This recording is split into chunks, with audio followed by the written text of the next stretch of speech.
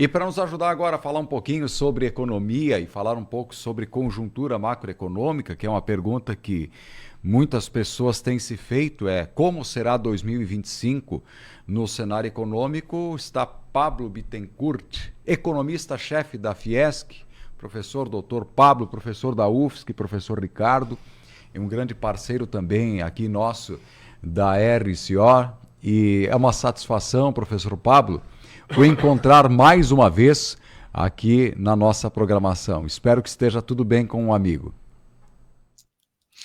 Fabiano, uma alegria também te encontrar, conversar, né, ter esse papo aqui sobre macroeconomia, problemas do Brasil, com um repórter de tão reconhecida competência, né? Eu ouvia vocês há pouco, vejo que você, assim, a cidade pensando em diversificar as fontes para o crescimento é muito interessante. A gente sabe que Pinhalzinho tem um dos maiores a indústria tem umas maiores proporções, né, de PIB, no PIB de atividade, né, no PIB do município. Então, para a gente assim, é uma alegria ver o empreendedorismo aflorando em diversas áreas. Tá? Eu fico à disposição de vocês e, bom, vamos lá. Muito obrigado pela tua gentileza. Bom, vamos tratar de basicamente três assuntos, né? Claro que são três assuntos que nós poderíamos fazer um seminário, né, sobre esses temas, que é câmbio, inflação e crescimento. Analisar a conjuntura, né, a economia de curto prazo, porque eu acho que é isso que está mais neste momento pegando. Professor, Tá. saiu o relatório Focus essa semana, na última terça-feira, dia 2. E os dados que nos foram mostrados em âmbito nacional, todos eles com perspectiva de aumento, seja para o câmbio, seja para a inflação, seja para uma outra situação que é de crescimento, mas ainda num cenário de estagflação que estamos atravessando há muito tempo, ou seja, o que crescemos não compensa o que a inflação corrói. Tá? E é algo que, com toda certeza, para a economia brasileira é preocupante. Mas eu começo contigo, professor, e as pessoas nos perguntam, e com toda certeza perguntam a vocês também na Fiesc, este câmbio, este valor de câmbio, ele é algo que veio para ficar? É um soluço? Ou é algo que realmente nós vamos ter que nos habituar a pensar um câmbio acima de 6,60, de 5,60, 5,70, ou até mesmo acima de R$ 6, como fechou no dia de ontem? Bom, obrigado pela pergunta, Fabiano. Antes de tudo, eu queria te dizer, te contar uma anedota sobre taxa de câmbio. Né? Tinha um economista muito famoso na década de 80 e 90 que se chamava Alan Greenspan. Ele foi presidente do Banco Central dos Estados Unidos por muito tempo e tudo que ele dizia era muito importante, né? Era muito bem compreendido e era, digamos, uma sinalização de muita credibilidade sobre o que ia acontecer. E um dia ele perguntou para um conjunto grande de economistas assim, para que serve o mercado de câmbio? Né? Ele fez essa pergunta: para que serve o mercado? E os economistas tentavam elaborar grandes respostas. Não, é para regular a produtividade, a competitividade das economias, é para refletir a capacidade das economias de gerar exportações, importações, etc. E aí ele disse: olha, o mercado de câmbio serve para manter a humildade dos economistas. Quer dizer, é muito difícil saber o que vai acontecer com o câmbio, né? Acho que essa é a primeira coisa que eu tenho que te dizer. E normalmente, quando os economistas tentam falar sobre câmbio no longo prazo, eles erram. Tá? Então, essa a primeira resposta. Eu quero frustrar as tuas expectativas. Mas eu diria o seguinte: olha, tentando elaborar um pouco sobre a taxa de câmbio, a gente tem, o Brasil tem a maior desvalorização monetária entre os países comparáveis, né, em 2024. Tá? houve desvalorizações monetárias em países em desenvolvimento, mas, na verdade, na maior parte dos países em desenvolvimento, isso dá para a gente a noção de que tem um componente mundial, né, que joga contra países em desenvolvimento. Entretanto, o nível da desvalorização da moeda brasileira foi muito superior, assim, muito superior, né? Em geral, a média está mais próxima de 3, 4% de desvalorização, a nossa moeda desvalorizou 20%, quer dizer, é muita desvalorização. Bom, isso é muito ou é pouco? Boa parte dessa desvalorização adicional é explicada por medidas do governo brasileiro. Tá? Uma falta de credibilidade na política fiscal, quer dizer, a gente pode traduzir em gastos do governo, tá? E na política monetária. Tá? Aí a política monetária tem um pouco mais de credibilidade, né? Mas a política fiscal ela acabou gerando muito gasto e esses muito gastos deram um impulso de atividade econômica que tem gerado um impulso inflacionário, né? Aí agora chegando um pouco mais próximo do tema principal da nossa conversa. Então, o resultado da política macroeconômica do governo brasileiro está gerando um desarranjo. Tá? E por esse motivo a gente tem um câmbio mais desvalorizado, um aumento da desconfiança em relação à capacidade de pagamento do Brasil, né? E aí a gente vai ter reverberações disso. Então vamos lá. Se o governo não der medidas, não conseguir mostrar medidas de maior credibilidade em relação aos ajustes que está tentando fazer, como, por exemplo, tiver dificuldades para aprovar esse pacote fiscal, a gente vai ter um dólar subindo ainda mais. Tá? Caso o governo consiga mostrar vitórias em relação a corte de gastos, esse câmbio tende a se valorizar um pouco, né? Ou a moeda brasileira tende a se valorizar um pouco, porque ela está muito desvalorizada. Tá? Então, se eu fosse responder essa tua pergunta com toda a humildade, né, que o economista deve ter sobre o câmbio, eu diria que pensar uma moeda abaixo de 5,5 é muito difícil. Tá? Se houver uma valorização da moeda brasileira, ela deve caminhar mais próximo de 5,6, né, 5,5 assim seria uma grande valorização para 2025. Então, basicamente, é esse o cenário que eu estou vendo para 2025. Não sei se eu me fiz entender, se você quiser que eu detalhe mais algum elemento, por favor, fico à disposição. Não, professor, a frase mais interessante é essa aí, viu? Porque prever câmbio a longo prazo é uma situação super complexa.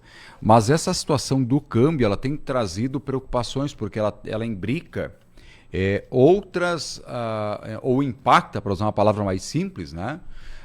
Em outros elementos, a exemplo da própria inflação. E a gente está percebendo que há um esforço do governo em conter com a política monetária a inflação, mas tem o componente cambial que o governo consegue interferir de uma maneira menor nesse contexto. E, inclusive, via uma apresentação do Roberto Campos Neto sobre a perspectiva de inflação, que também subiu um pouco. Subiu um pouco e para 2025 tem esse mesmo cenário, que eu gostaria também de uma análise do professor, especialmente sobre o contexto dos preços administrados. E aqui eu falo de energia elétrica, falo de combustível, que são dois grandes componentes dentro dos preços administrados, se o professor puder fazer uma análise. Não, fantástico. A gente tem que ter uma... Eu sei que esse é um tema complexo, né? Eu tenho que tomar bastante cuidado para a maneira com que eu vou tratar. Mas, assim, os preços, o principal elemento dos preços que é levado em consideração para as decisões de taxa de juros é o que a gente chama de núcleos, né? Os núcleos da inflação. que é isso, núcleo de inflação? É aquele conjunto de preços que não sofrem influência exógena. Né? Por exemplo, se tiver uma guerra lá no médio, o que acontece? O petróleo sobe muito, né? Ele vai impactar os preços. Mas há medidas de inflação que conseguem retirar esse impacto. Né? É claro que ele influencia, mas a política monetária tem que olhar para aquilo que ela consegue diminuir. O preço do petróleo ela não consegue diminuir. Tá? E isso serve também, em certa medida, para os preços de energia elétrica. Porque os preços de energia elétrica estão muito relacionados a efeitos climáticos. Né? Então, quando a gente tem uma grande seca, não há o que fazer. A bandeira tem que ir para a bandeira amarela, bandeira vermelha, que tornam a energia elétrica mais cara. Então, o que eu estou querendo chamar a atenção?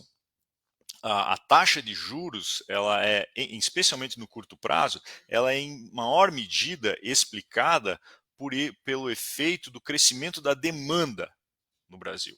Tá? Então, assim, se a gente tem uma demanda por consumo muito forte, acima da capacidade produtiva, ela costuma explicar boa parte do crescimento da taxa de juros. Né? Agora, como a gente tem esse ambiente que eu expliquei na primeira parte, que é um ambiente que tem levado a taxa de câmbio a desvalorizar, ou a moeda brasileira a desvalorizar, o que está acontecendo no Brasil é que você tem uma combinação desses dois efeitos. O primeiro efeito, que é um efeito de demanda, né? A atividade econômica está bem forte mesmo, e a demanda está muito forte, tá? E de outro lado, a gente tem um conjunto. Quando a demanda está muito forte, a gente importa muito. Né? As famílias importam, as empresas importam. Então, os níveis de importações estão bem altos e com um câmbio mais alto. E aí a gente tem esse efeito de combinado de aumento de preços de importação com um aumento de preços derivados de aumento de demanda. Isso faz com que o Banco Central esteja, o Comitê de Política Monetária, esteja atento especialmente a esses dois efeitos que estão levando a inflação para cima, né? Esses componentes mais importantes da inflação para cima, e aí não tem jeito. A melhor coisa a se fazer é aumentar o juro para não deixar isso virar uma bola de neve, né? Ou a inflação ter que a gente chama de inércia inflacionária. Tá? Então, a perspectiva que a gente tem para o próximo ano, ela é de um crescimento bem menos vigoroso do que aconteceu em 2024, por conta de uma política monetária ou de uma taxa básica de juros mais alta. Né? Haverá um pouco mais de dificuldade para pegar crédito, tanto para o consumo quanto crédito para a atividade produtiva, e isso, evidentemente, limita a atividade econômica. Né? Para não lhe tomar mais muito tempo, né? Vamos falar de PIB, já que o senhor também fala desse aspecto agora ao fim da sua explanação. O Produto Interno Bruto Brasileiro. Até o professor Ricardo aqui comentava comigo, esse ano nós iniciamos 2024 com perspectiva de crescer muito menos do que estamos com tendência a crescer. Será que esse movimento pode se repetir em 2025? Ou ainda estamos no rescaldo da Covid, que como a Covid também retraiu, por exemplo, a questão da produção. Nós tivemos uma queda muito forte de produção, aí o mundo inteiro organizou os seus processos fabris, voltou o mundo a consumir em ritmo pré-pandemia, que eu acho que agora começa esse assentamento econômico mundial, que isso também impacta no nosso cenário. Mas, enfim, gostaria de ouvi-lo. E claro... Só para completar para o professor lá, esse ano talvez um dos fatores que menos influenciou o PIB para o crescimento foi a parte do agro. Será que ano que vem vai compensar e o agro vai crescer um pouco mais em relação ao PIB, vai dar uma movimentação mais robusta da economia, né? Porque talvez ficou mais aquém daquilo que a gente esperava crescer, né? Perfeito, professor. Bom, Em relação à primeira parte da pergunta, se eu esquecer alguma parte das perguntas, vocês por favor me lembrem, tá? Mas em relação à primeira parte da pergunta, sobre esse nível de crescimento acima do esperado, né? E se ele está relacionado à Covid, ao que aconteceu à Covid, eu diria que não, tá? Por quê? Porque toda a Covid, a gente tem que lembrar, ela aconteceu em 2020, né? Já faz bastante tempo, a gente está em 2024. Então, a Covid teve aquela grande queda no início de 2020, depois a gente teve um impulso de crescimento em 2020, final de 2020, 2021, que, digamos assim, ele reverteu, houve uma certa mudança no padrão de consumo que privilegiou primeiro bens industriais, porque os serviços estavam fechados, depois passou a privilegiar serviços, e esse movimento em serviços aparentemente continuou por mais tempo. Tá? A gente poderia entender que a economia em 2021 e 2022 ainda teve um movimento de crescimento dos serviços explicados em grande medida pela Covid, talvez agora ainda tenha algum resquício em segmentos como o turismo, né? Mas não é nada não é algo que a gente possa dizer assim como determinante do que aconteceu nesse ano, tá? O que aconteceu nesse ano está em enorme medida explicada por um impulso fiscal que foi dado em 2023 e até a metade de 2024. Então, o governo, a gente tem visto, né, tem feito diversas medidas para aumentar a arrecadação e tem elevado o nível de arrecadação com sucesso, né, as arrecadações têm batido recorde, mas os gastos também têm crescido. Na verdade, os gastos estão crescendo mais rápido do que a receita. E esse impulso de gastos, tá, ele gerou um aumento do consumo das famílias dentro do Brasil. E esse aumento do consumo, nesse aumento do consumo que reside a maior parte da explicação para o crescimento do PIB em 2024. Tá? Vejam que em 2023 o nosso crescimento de quase 3 pontos percentuais é explicado basicamente por dois fenômenos. Um que é uma enorme produção do setor de extrativo, tá? Minério de ferro e petróleo, e uma enorme uma safra agrícola também, né, super safra agrícola no primeiro trimestre do ano. E não tinha a ver com o consumo interno. Não foi o consumo interno que determinou. Tá? Em 2024, não. Em 2024, a gente tem esse fenômeno que é do consumo empurrando a atividade econômica para frente.